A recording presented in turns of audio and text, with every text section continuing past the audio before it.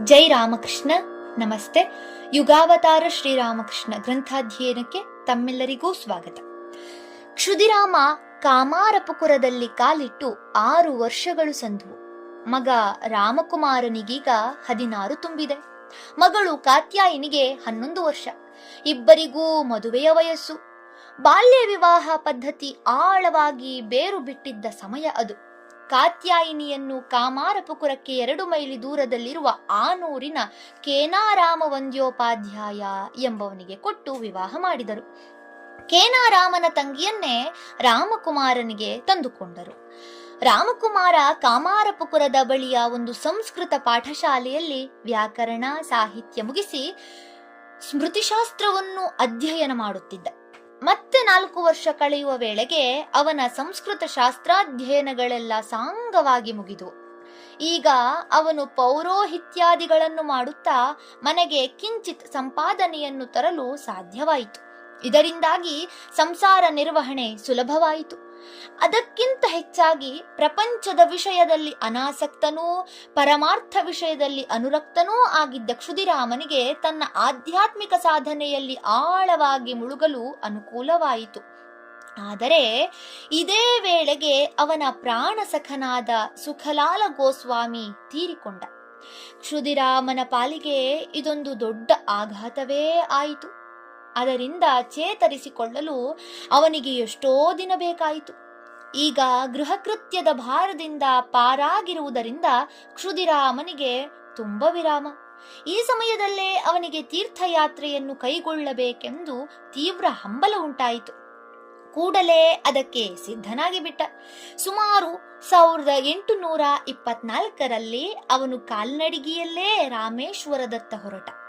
ದಕ್ಷಿಣ ಭಾರತದ ತೀರ್ಥಕ್ಷೇತ್ರಗಳನ್ನೆಲ್ಲ ಸಂದರ್ಶಿಸಿ ಊರಿಗೆ ಹಿಂದಿರುಗಲು ಕ್ಷುದಿರಾಮನಿಗೆ 1 ವರ್ಷವೇ ಹಿಡಿಯಿತು. ಸುಮಾರು 1500 ಮೈಲಿಗಳ ಪ್ರಯಾಣ.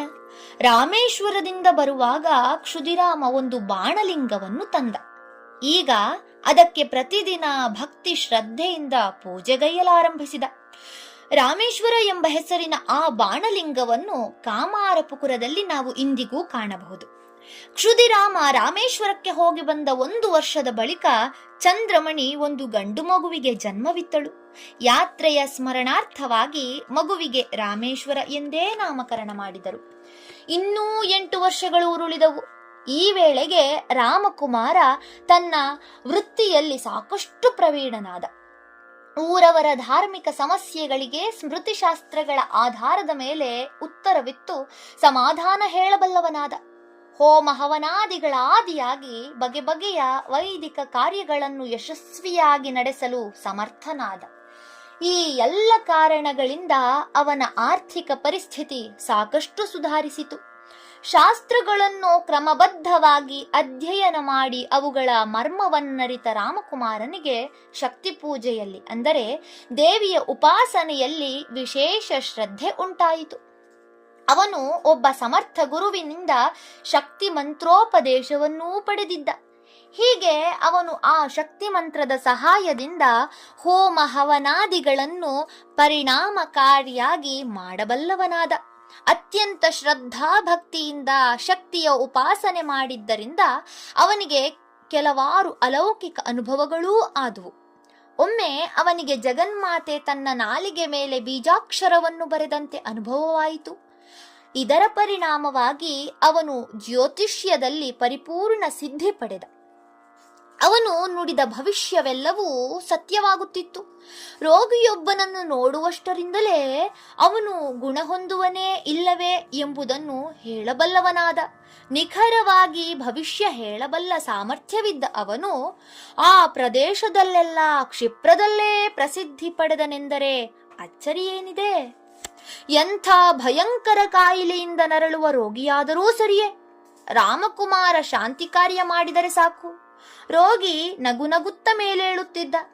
ಶಾಂತಿ ಕಾರ್ಯವನ್ನು ಮಾಡುತ್ತಿರುವಾಗಲೇ ರಾಮಕುಮಾರ, ಈ ಪೂಜಾ ಸ್ಥಳದಲ್ಲಿ ನಾನು ಬಿತ್ತಿದ ಬೀಜ ಮೊಳೆಯುವ ವೇಳೆಗೆ ರೋಗಿ ಗುಣ ಹೊಂದುತ್ತಾನೆ, ನೋಡುತ್ತೀರಿ ಎಂದು ಖಡಾಖಂಡಿತವಾಗಿ ಹೇಳುತ್ತಿದ್ದ.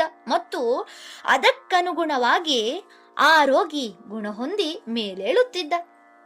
ಧನ್ಯವಾದಗಳು. ಮುಂದುವರಿದ ಭಾಗ ಮುಂದಿನ ಸಂಚಿಕೆಯಲ್ಲಿ. ಜೈ ಶ್ರೀಮಾತಾ.